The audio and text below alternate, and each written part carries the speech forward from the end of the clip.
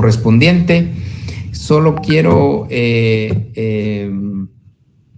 manifestarles, pues, como ya habíamos quedado, el miércoles es el examen, ¿verdad? Entonces el examen se va a realizar a las 7 de la noche este próximo miércoles. No sé si los compañeros ya les remitieron la clave para entrar al examen. Aún no, licenciado. Okay, bueno. Ya, licenciado, está en el grupo que tenemos en WhatsApp. Perfecto, perfecto. Se los agradezco, pero de todas maneras voy a trasladárselos yo. Y les agradezco porque sí es importante que todos sepamos, no solo que el miércoles el examen, sino el código de clase. Estamos con la sección C. La sección C, todos minúscula, por favor, todo minúscula, todo minúscula. Es la siguiente. Es UV.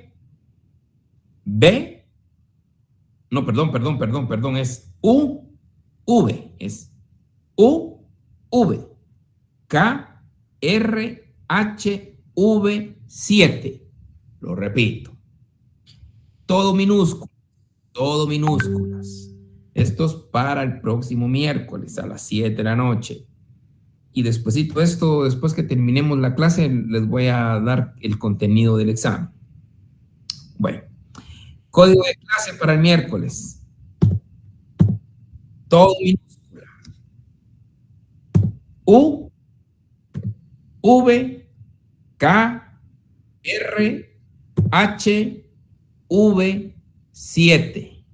Y lo vuelvo a repetir. Muchas gracias. Pero lo vuelvo a repetir. UVKRHV7. Así es. Perfecto. Muy bien. Entonces, ya están sabidos, compañeritos, el próximo miércoles el examen, la clave para entrar al examen a las 7 de la noche. Bien, sobre eso vamos a entretenernos un poquito al final. Hoy vamos a terminar con lo relacionado a los sistemas de protección.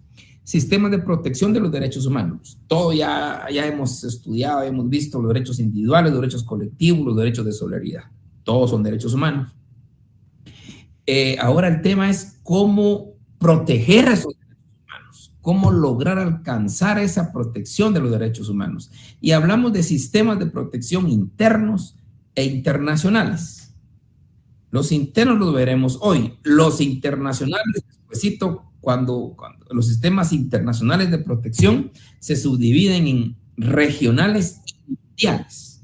Hoy nos vamos a quedar solo con los internos, que ya lo sabemos, porque ustedes ya lo han estudiado en otros semestres y hoy día pues están viendo el procesal constitucional. Es interesante el curso y que hace compatible con el curso de derechos humanos. Entonces, los sistemas internos de protección de los derechos humanos son 4. ¿Cuáles son esos 4? Lo que ustedes ya conocen. El amparo, la exhibición personal, la acción de inconstitucionalidad y la oficina del procurador de los derechos humanos. Para que alcance a proteger nuestros derechos humanos, pues tenemos esas cuatro sistemas para garantizar esa protección de los derechos humanos. Primero es el amparo, que ustedes ya conocen. Esa acción constitucional de amparo que se presenta contra todas las restricciones o amenazas a los derechos fundamentales. Contra todas las restricciones o amenazas a los derechos fundamentales. Ahí entra el amparo.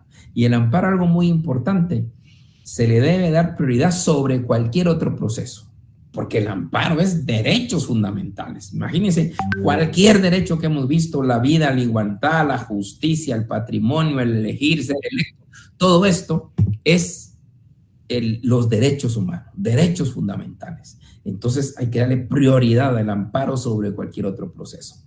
Y ya todos sabemos que el amparo, pues, es ese SOS, esa salvación, porque aunque ustedes no lo crean, hay tanto vicio de procedimiento y tanta violación a los derechos humanos en los procedimientos ordinarios, procedimientos administrativos como usted no tiene la menor idea.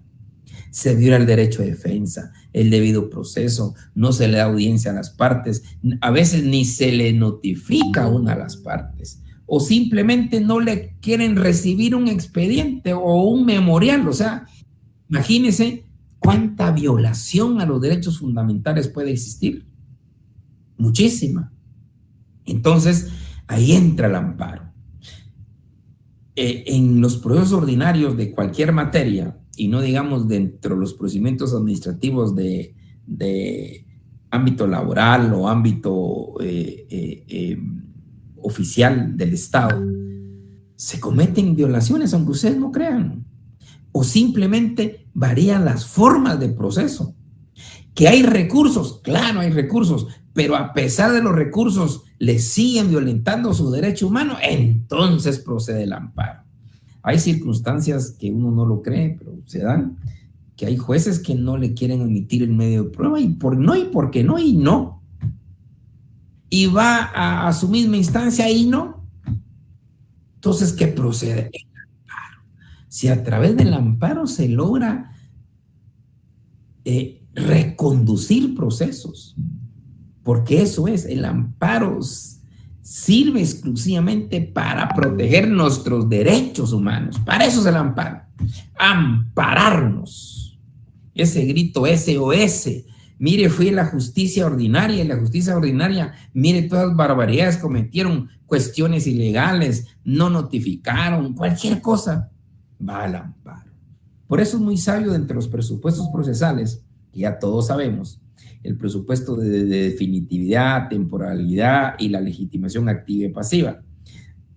La definitividad, ya todos sabemos que se hace necesario dotar los recursos ordinarios. Y tiene lógica, porque el juez se pudo haber equivocado y usted a través de un recurso de reconsideración, reposición o lo que sea, lo hace reconsiderar, pues no hay problema. Pero si sigue sin reconsiderar, es ahí donde se produce el amparo.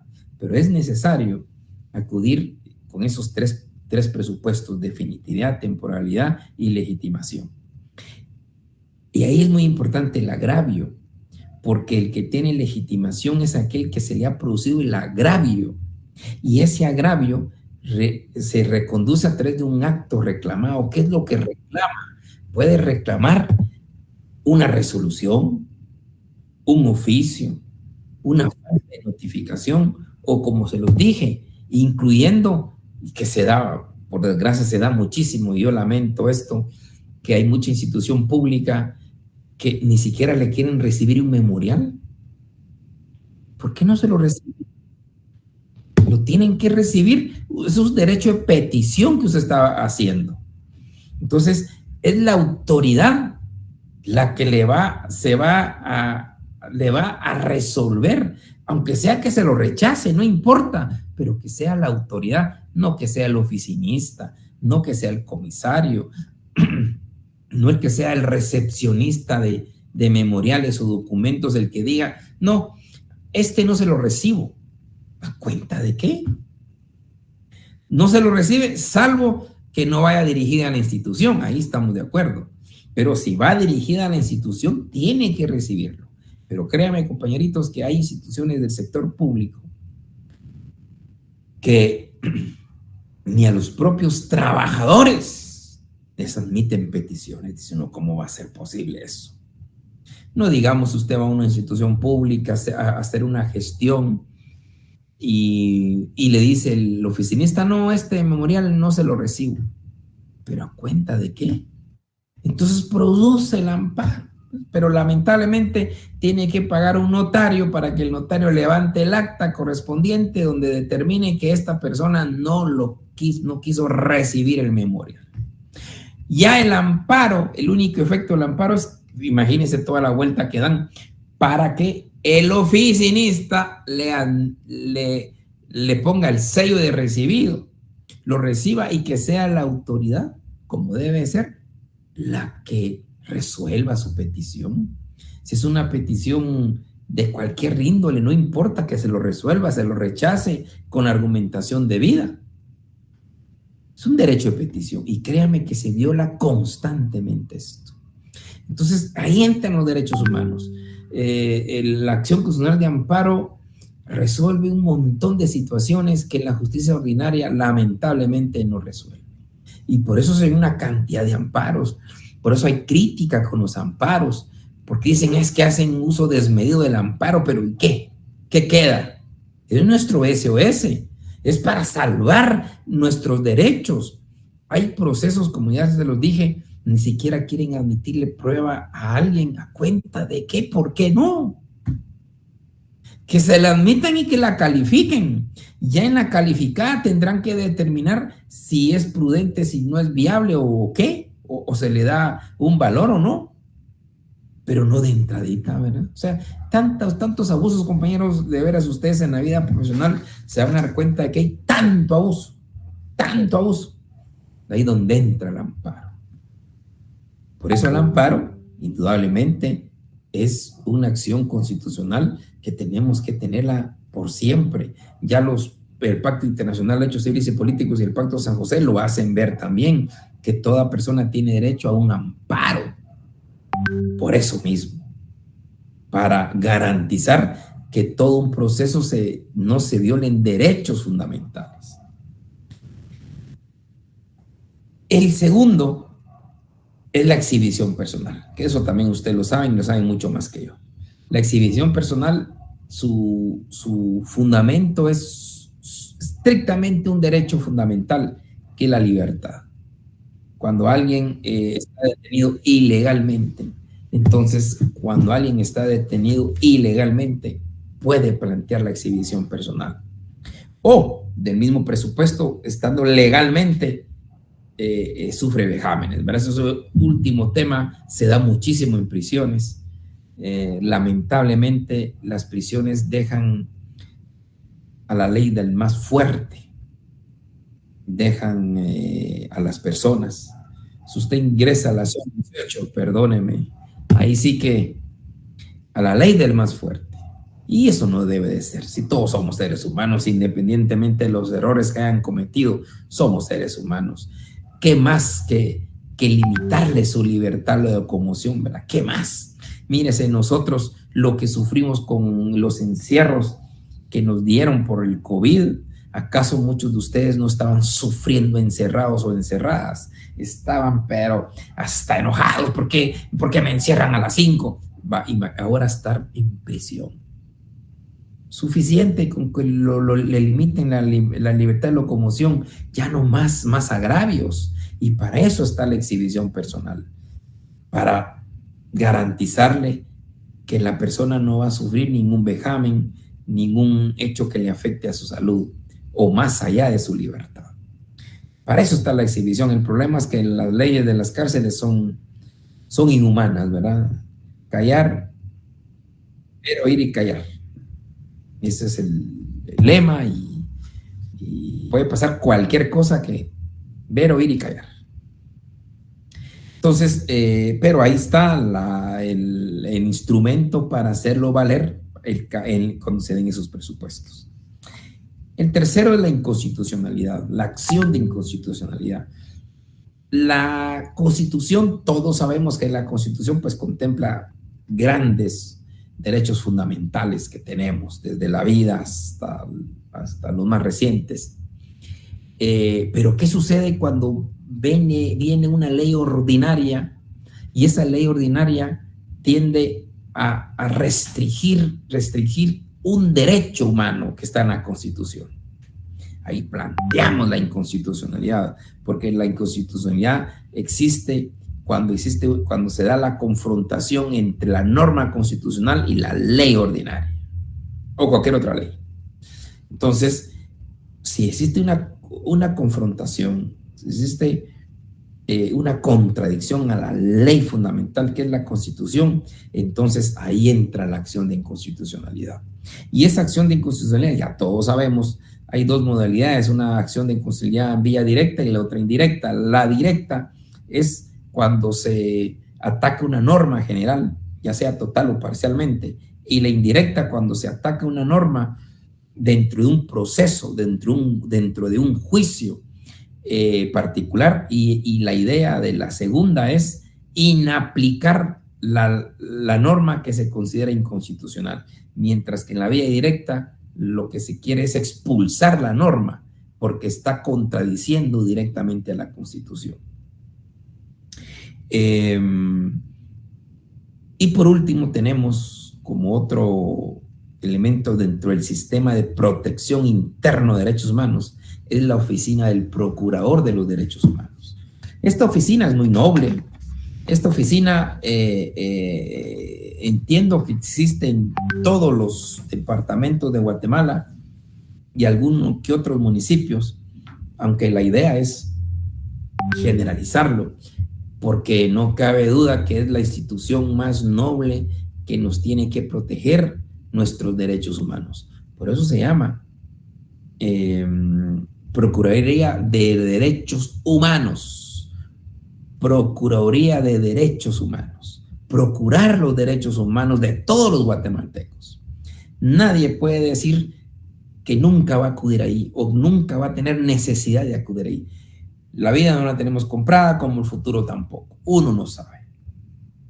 Algún día podemos ser objetos de violencia de derechos humanos, sufrimos acosos, persecuciones, o los vecinos mucho bullying, o los niños, o lo que sea. ¿A dónde podemos acudir? A una oficina de derechos humanos.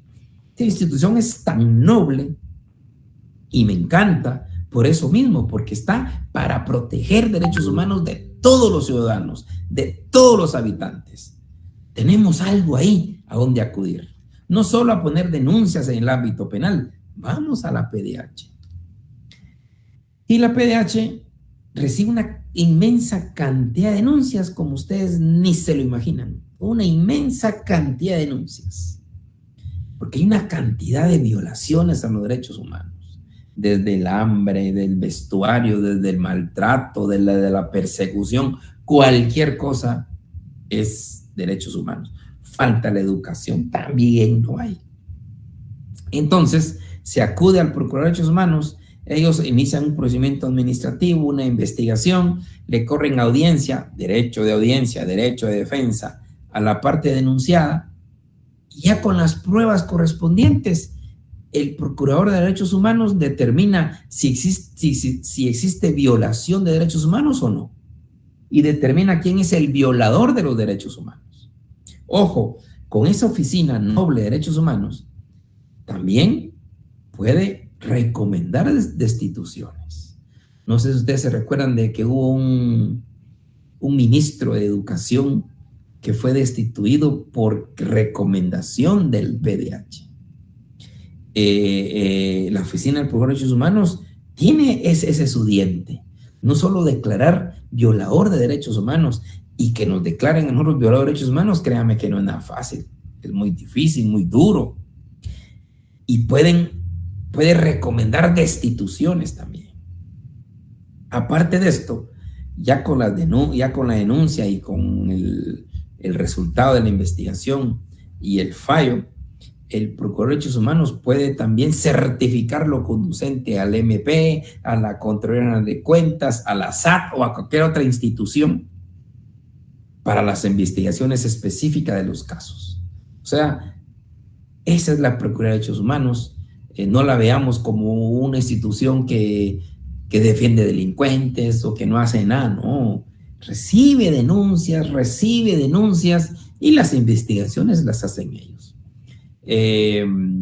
Pero lo bueno de todo esto es conocer que dentro de los sistemas de protección de derechos humanos que nosotros tenemos, aparte del amparo, la exhibición personal y la acción de inconstitucionalidad, tenemos el privilegio de contar con una oficina de derechos humanos que podamos acudir.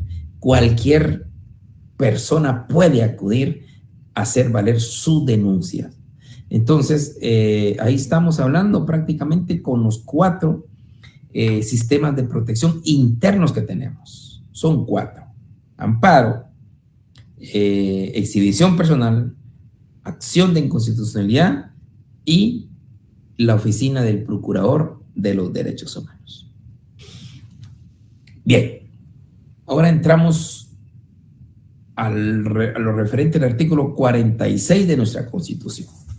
Es un tema que anteriormente daba mucha batalla, hoy ya no, hoy ya ha bajado bastante, pero dice artículo 46, preeminencia del derecho internacional.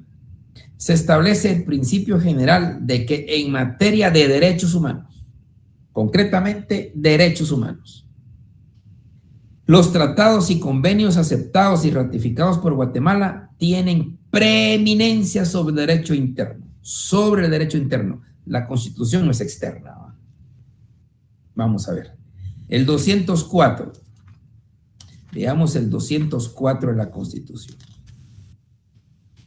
Dice: los tribunales de justicia en toda resolución o sentencia observarán obligadamente el principio de que la Constitución de la República prevalece sobre cualquier ley o tratado. Estamos hablando de la supremacía de la Constitución. Que la Constitución prevalece sobre cualquier ley o sobre cualquier tratado. Lo dice el 204. Pero ¿qué hacemos con el 46? 46 está diciendo que los tratados de derechos humanos específicamente tienen preeminencia sobre la Constitución. En sentido gramatical, la preeminencia significa anteponerse a algo. En este caso se antepone a la Constitución. Yo les confieso algo, antes, eso lo pueden ver en los primeros libros, antes era la idea, y no está mala, que los derechos humanos, tratados internacionales de derechos humanos, sí tenían preeminencia sobre la Constitución, en sentido gramatical, por una sencilla razón. Los derechos humanos internacionalmente reconocidos van evolucionando constantemente. Esos grandes convenciones, tratados, van en beneficio de quien, no del Estado, sino en beneficio de la población del Estado. Y ahí prevalecería lo que dice el artículo primero de la Constitución, que protege a la persona. El Estado está para las personas. Entonces, si internacionalmente en materia de derechos humanos venían a proteger a las personas, entonces, ¿qué mejor? Estaba bien definido en esto, incluyendo, hay un libro interesante que se llama el Catecismo Constitucional de Ramiro de León Carpio. Recordemos que Ramiro de León Carpio, antes de ser presidente de la República, fue procurador de derechos humanos, pero antes de procurador de derechos humanos fue constituyente. Y el artículo 46, muchos lo consideran él el ponente del artículo 46. Al leer el Catecismo Constitucional, él da una especie de motivos, de las motivaciones que se tienen en algunos artículos de la Constitución. Me imagino que él participó. Y en ese Catecismo Constitucional hace una exposición de motivos del artículo 46.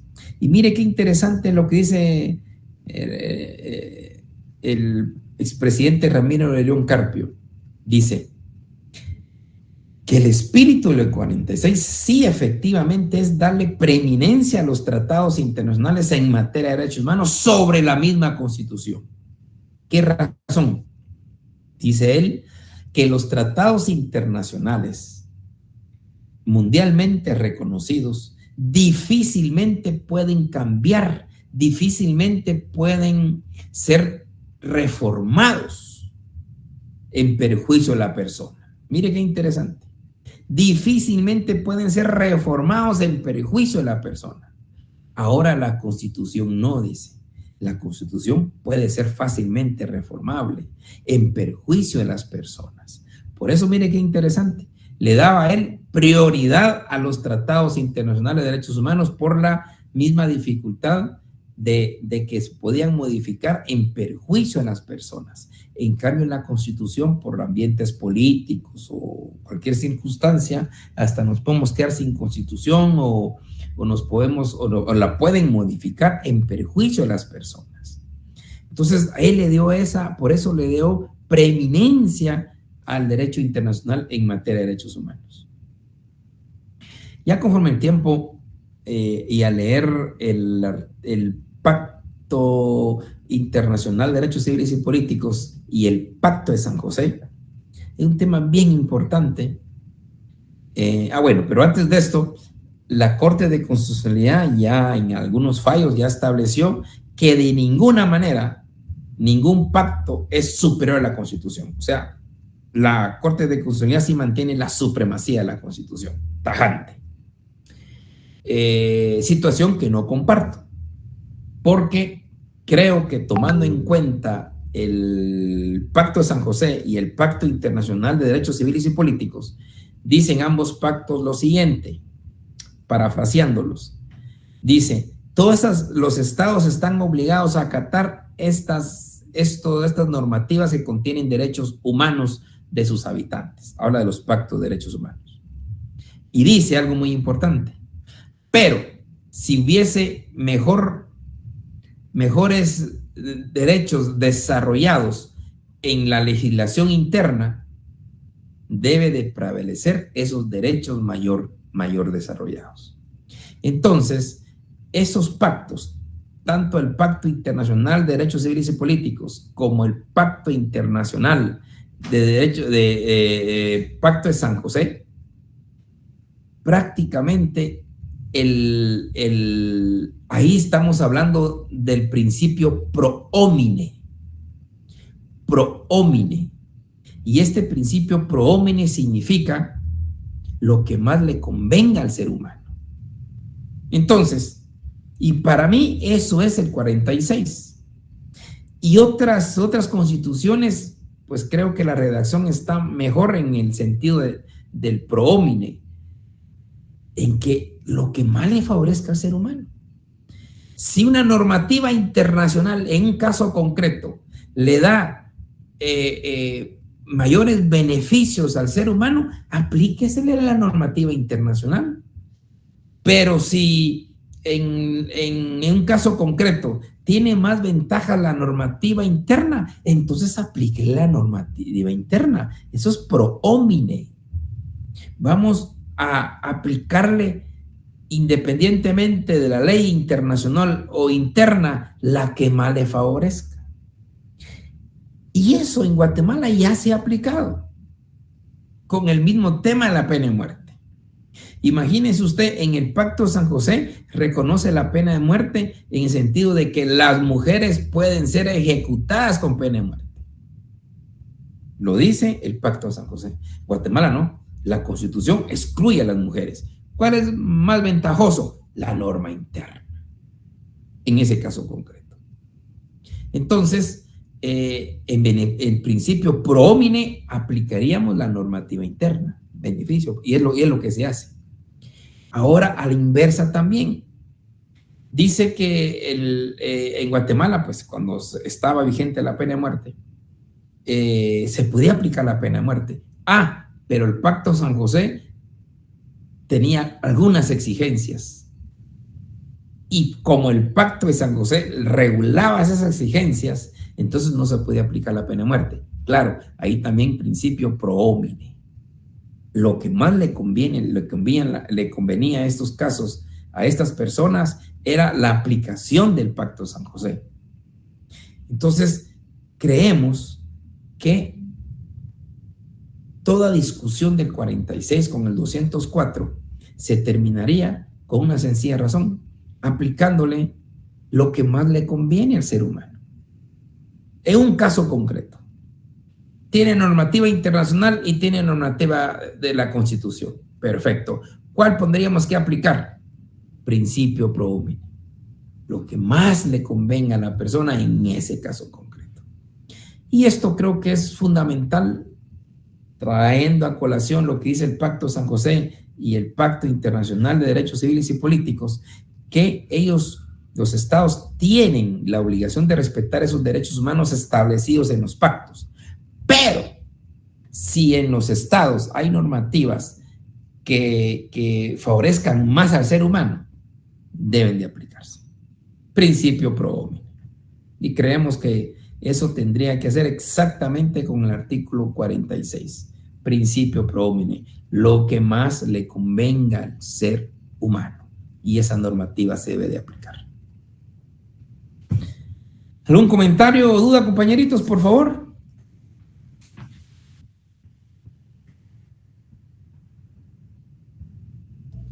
Bueno, tal vez estaba pensando que para Guatemala pareciera que el movimiento de derechos humanos es ideológico y se relativiza mucho. Entonces, eso es importante que los ciudadanos guatemaltecos, pero también las instituciones, comprendan que esa valía, ese valor del ser humano es importante, ¿verdad? Porque al momento de responder las denuncias, pues se puede contestar de parte de jueces, de parte de los organismos, se puede relativizar la respuesta, ¿verdad? Y no darle su lugar a la persona, al individuo como lo merece, ¿verdad? Entonces, sí, que no se quede como idealismo el derecho humano, sino como parte saludable de la sociedad, ¿verdad? Es una lucha que tenemos que ser constante. El idealismo ahí está, con las normas, con la Constitución, con los pactos internacionales, ahí lo tenemos. La realidad es otra, ¿verdad? Por ejemplo, el derecho a una vivienda digna, el derecho a una vivienda digna. Todos necesitamos derecho a vivienda digna, pero miramos, hay gente que no tiene casa donde dormir, hay gente que no tiene agua potable, pues esos son derechos económicos, sociales que tenemos que luchar algún día a alcanzarlos. Ahí tenemos los derechos humanos, lo que tenemos que hacer es luchar por ellos. Sí, eso he estado pensando, que el ciudadano guatemalteco, el trabajador del Estado, el funcionario público, tiene que tener como una conciencia, sí, no idealista, sino del entendimiento y del raciocinio de que somos hombres y somos personas, ¿verdad? No solo somos instituciones y yo voy a ganar mis 16,000 pesos al mes y que me importa que se caiga el mundo, ¿verdad? Entonces, para que haya, no solo, decía una compañerita, ¿cómo hago para que llegue agua al corredor seco, ¿verdad? Pero en ese proceso de que llegue agua, primero secuestran el expediente o la propuesta de trabajo para llevar agua al corredor seco y ahí pasan un montón de cosas. Entonces, sí es importante que tengamos conciencia de esos valores, ¿verdad? Perfecto. Me encanta. Excelente. Don Darío, cuénteme. Muy buenas noches a todos, buenas noches, licenciado. Gracias por la oportunidad. Al igual, para agregar un poquito respecto al tema de idealismo, creo que también uno de los temas complicados para los derechos humanos y en el tema de idealismo ha sido la igualdad. O me dejará de mentir, Lick, porque inclusive en la actualidad, por ejemplo, la ley de femicidio, creo que, o sea, no es que esté mal pensada, pero por lo menos las formas en que se aplica creo que no son iguales, por ejemplo. Sí, creo que eso ya lo hablamos en su momento sobre la igualdad en la ley de femicidio. Yo se los expuse. El tema ahí es más que toda la aplicación, la errónea aplicación, porque tienen que saber cuándo existe una relación desigual de poder. Eso es fundamental y se lo dije. El artículo 3, inciso G, aclara qué es relación desigual de poder. No en todas las relaciones existe relación desigual de poder. Es un tema de aplicación. Caemos al mismo tema de lo que hablábamos con don Cristian. Esto hay un idealismo ahí y están las normas. Lo que queremos es lograr un día que se cumplan. Es un trabajo duro. En otros países más desarrollados, obviamente, tienen otros problemas. No tienen el problema tan serio como nosotros de las extorsiones, de la violencia diaria, de los robos, de la corrupción, ¿verdad? Es un tema que nos atañe a todos y nos afecta enormemente. Doña Silvia, cuéntenos. Gracias, licenciado. Solo el doña sí me dolió. Hombre, lo digo doña por respeto, ¿vieron? Yo sé que son jovencitos, son jovencísimos. El único viejo que soy yo. Pero yo para no sentirme solo. Va, está bien, lo acompañamos.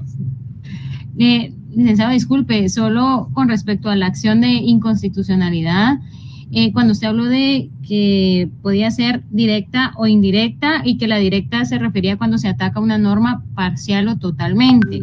Así es. Y la indirecta cuando se ataca una norma dentro de un proceso. Así es. Ok. Así es, en un caso concreto.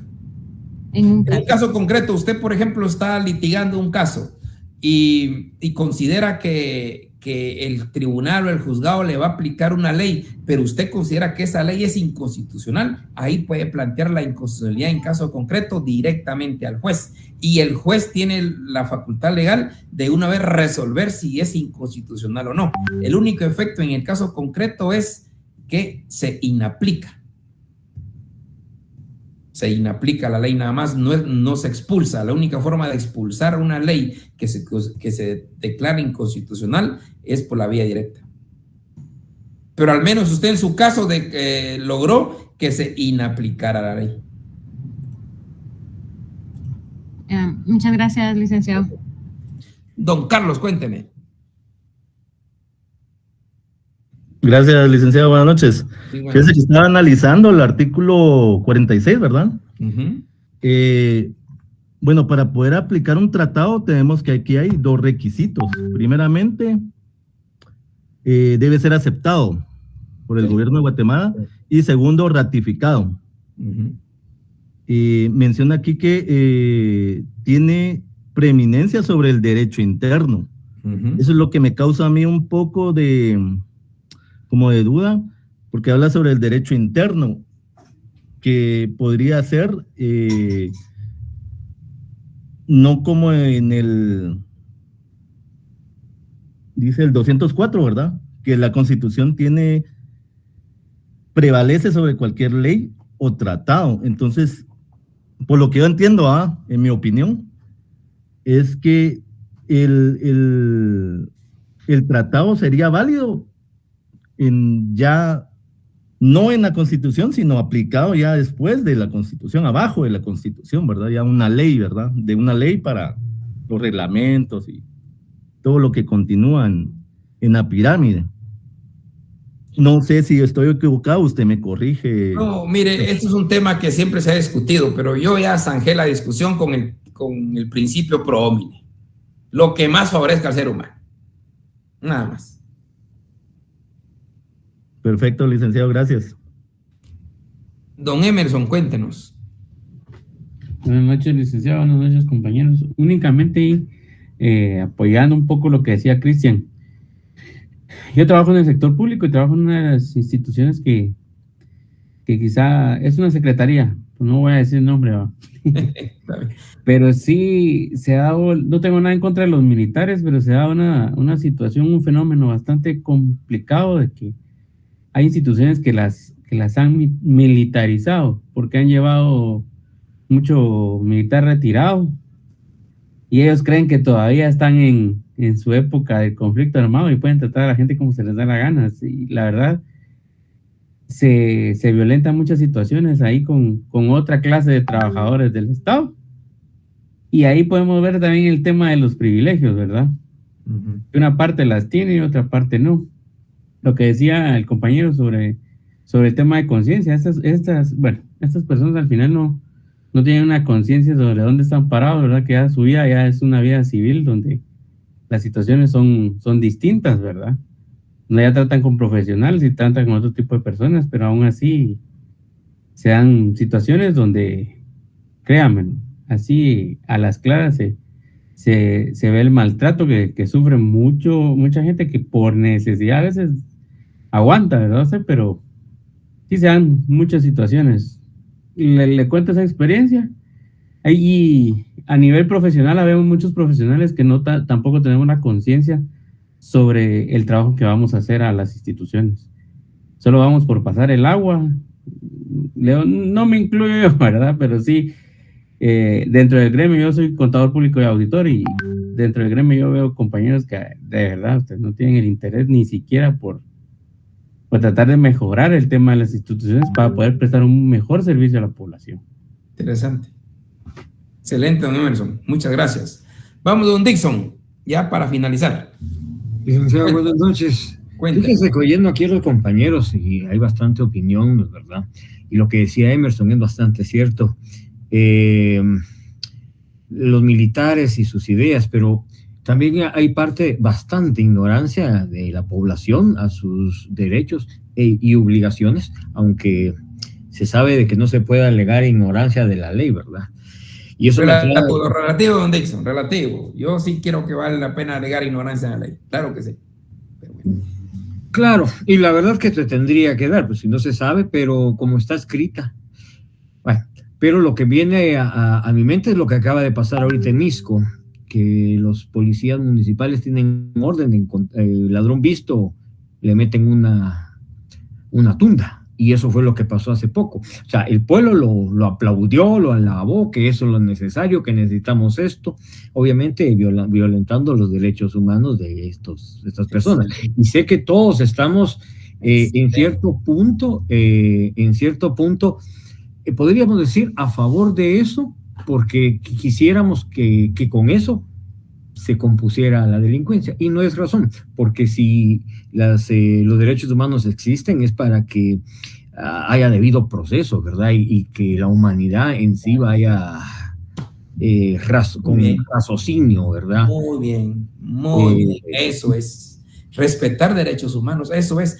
Y qué excelente ese ejemplo, don Dixon, mire, porque ahorita la población, si entran los derechos humanos ahí, ¿a quién le van a reclamar? A los derechos humanos. Pero ojo, si no, cualquiera de nosotros va a ser linchado. Si usted tiene un subenemigo por ahí, por Misco, le van a decir, mire, el ladrón, y ahí van contra usted. Es lo que pasó en los años 90, 80. Agárrenlo, y mientras se averigua, al pobre tipo lo dejaban. O lo que pasa en las comunidades donde administran justicia constitucionaria, exactamente lo mismo. Me acuerdo de un caso, no sé si usted se recuerda, eso fue hace como unos 10 años, poquito más, aquí en un área de Chimaltenango, donde agarraron a una niña, 14 años, y la acusaron de darle muerte a un mototaxista. Y la lincharon y le prendieron fuego. La chica murió. Y a saber si era ella. No, a la semana se averiguó que no tenía nada que ver. Totalmente de acuerdo. Esto es un tema, por eso estamos de derechos humanos, ser conciencia, simplemente respetar el debido proceso. El debido proceso no es una sanción inmediata y apalear lo inmediato, eso no, y tampoco ninguna autoridad tiene derecho de lastimar a alguien, solo si el tema de la resistencia y por el tema de la resistencia puede causar una cosa mal por ahí, pero hasta ahí, de ahí no. Si es ladrón realmente, hay que llevarlo a los tribunales y que los tribunales con el debido proceso determinen y lo condenen, pero no apalearlo, ¿verdad? Doña Pamela, cuéntenos. Buenas noches, licenciado. Mire, solo quería saber cuál sería el fundamento legal del principio pro homine, disculpe. El principio está en el Pacto de San José. Voy a ver si tengo el Pacto de San José acá. Voy a ver si lo consigo, el Pacto de San José. Pero en un fundamento, ahorita lo voy a tratar, voy a ver si lo tengo acá. Principio pro homine. ¿En qué artículo está del Pacto San José y el Pacto Internacional de Derechos Civiles y Políticos?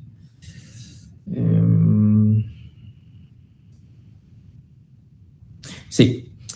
En el artículo 29 del Pacto San José y artículo 5 del Pacto Internacional de Derechos Civiles y Políticos.